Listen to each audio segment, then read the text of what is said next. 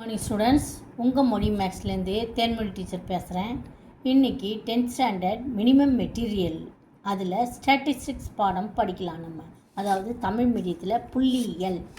இதில் சில தரவுகள் கொடுத்துருப்பாங்க. அது மாதிரி தரவுகள்னால் என்னது? இது மாதிரி ஒரு டேட்டாஸ். அதில் நம்ம வீச்சு கெழு அப்புறம் அதனுடைய ஸ்டாண்டர்ட் டீவியேஷன் அது மாதிரி நிறையா கணக்குகள் போடலாம். இது முக்கியமாக அடிஷன், சப்ராக்ஷன், அதுக்கப்புறம் டிவிஷன், ஸ்கொயர் ரூட் இது மாதிரி கண்டுபிடிக்கிற கணக்காக தான் இருக்கும். ரொம்ப ஈஸியானதும். ஃபார்முலா ஞாபகம் வச்சுக்கிட்ட ஈஸியாக போட்டுடலாம். இதுக்கு ஒரு 2-3 ஃபார்முலா இருக்குது. அதை நம்ம மனப்பாடம் பண்ணியே ஆகணும். அப்போ தான் நம்ம இந்த கணக்கெல்லாம் போட முடியும். முதல் கணக்கு example 8.1. Find the range and coefficient of range of the following data. அதாவது ரேஞ்சுனா தமிழில் வீச்சு, கோஎஃபிஷியன்ட் ஆஃப் ரேஞ்சுனா வீச்சினுடைய கெழு. கோஎஃபிஷியன்ட்னா என்னது? கெழு. இது ரெண்டுத்தையும் நம்ம கண்டுபிடிக்கணும். இப்போ இந்த கணக்கு இந்த நம்பர்ஸ் எல்லாம் நம்ம பார்க்கணும். 25, 67, 48, 53, 18, 39, 44. முதல்ல இந்த நம்பரை நம்ம ஏறு வரிசையில் எழுதணும். ஏறு வரிசைனா என்னது? சின்ன நம்பர்லேருந்து பெரிய நம்பருக்கு எழுதணும்.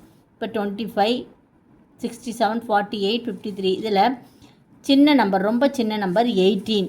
முதல்ல 18 ஏறு வரிசை, அதாவது அசெண்டிங் ஆர்டர். அசெண்டிங் ஆர்டரில் நம்ம எழுதிக்கணும். முதல்ல சின்ன நம்பர் எது? 18 எழுதுந்து இதை டிக் பண்ணிக்கலாம். அதுக்கடுத்த பெரிய நம்பர் எது வரும்? 25. அதுக்கடுத்த பெரிய நம்பரே 25. அதையும் டிக் பண்ணிவிட்டு அதுக்கடுத்த பெரிய நம்பரு 3ல் வரணும். 39. அடுத்து 44 4ல் வருது. இதுதான் 44, 48. அதில் 44 தான் சின்ன நம்பரு. 44. அதுக்கப்புறம் 48 அதையும் டிக் பண்ணிக்கலாம். 44 அடுத்தது 48. அப்புறம் 50ல் பார்க்கணும். 53 இருக்குது. 53 அடுத்தது என்னது? 53 அதையும் டிக் பண்ணிடலாம். அதுக்கப்புறம் தான் 67, 67 கடைசி நம்பர், லாஸ்ட் நம்பரு 67 பெரிய நம்பர். இப்போ ரேஞ்சுனா அதாவது வீச்சுனா ஃபார்முலா என்னென்னா L-S. அதாவது largest number minus smallest number. சரியா? லார்ஜஸ்ட் நம்பர் என்ன? 67 இங்கே. Minus smallest number 18. 67லேருந்து 18 செப்ரேட் பண்ணணும் நம்ம. இப்போ 7ல் 8 போகாது, அதனால் பாரோ பண்ணால் 17. 17ல் 8 போச்சுன்னா 9. இங்கே 5 இருக்கும். 5ல் 1 போச்சுன்னா 4. ஸோ வீச்சு நம்மளுக்கு 49 கிடைக்கிது. இதுதான் வீச்சு. நம்ம ரேஞ்சு அல்லது வீச்சு போட்டுட்டு பாக்ஸ் போட்டு காமிச்சிடலாம். அப்புறம் கோஎஃபிஷியன்ட் ஆஃப் ரேஞ்ச், அதாவது வீச்சுக்கெழுக்கு என்ன ஃபார்முலான்னா இதே தான். L-S divided by L+S. ஞாபகம் வச்சுக்கணும். L-S என்ன? நம்மளுக்கு 49 கிடச்சிது. L+S ரெண்டுத்தையும் கூட்டி எழுதணும். 8யும் 7யும் கூட்டினா என்ன வருது? 15. மீதி 1 7, 8 85. அவ்வளோதான் ஆன்சர். ஓகேவா ஸ்டூடெண்ட்ஸ்? அடுத்த கணக்கு. அடுத்தது example 8.2. Find the range of the following distribution. Range வீச்சு மட்டும்தான் கேட்குறாங்க. டிஸ்ட்ரிபியூஷன்னா என்னது? ஒரு டிஸ்ட்ரிபியூஷன் டேபுலேஷன் கொடுத்துருக்குறாங்க. அதாவது ஒரு ஸ்கூலில் அல்லது ஒரு ஏரியாவில், பர்டிகுலர் ஏரியாவில் 16லேருந்து 18 வயசுக்கு இருக்கிற ஸ்டூடெண்ட்ஸு 0.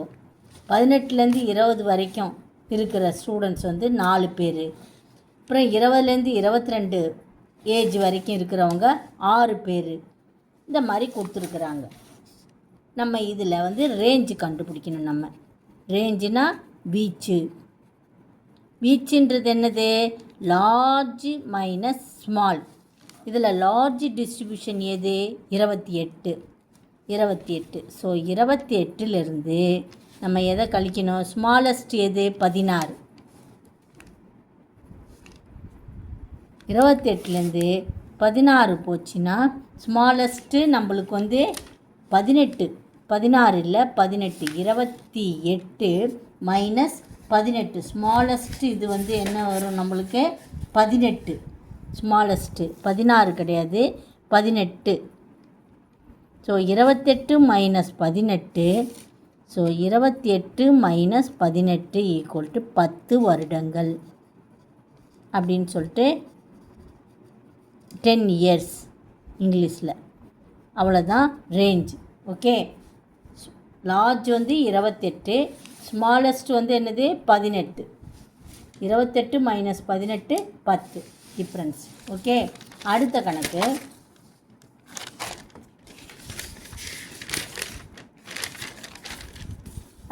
பார்க்கலாம். அதாவது எக்ஸாம்பிள் 8.3.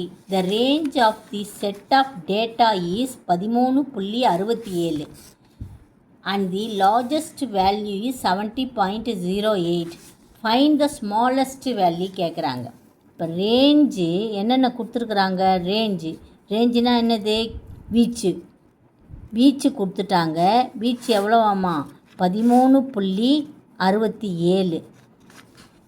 லார்ஜஸ்ட் வேல்யூ அதாவது பெரிய எண், லார்ஜஸ்ட் வேல்யூ எல் வந்து எவ்வளோன்னு கொடுத்துருக்குறாங்க? 70.08. இது.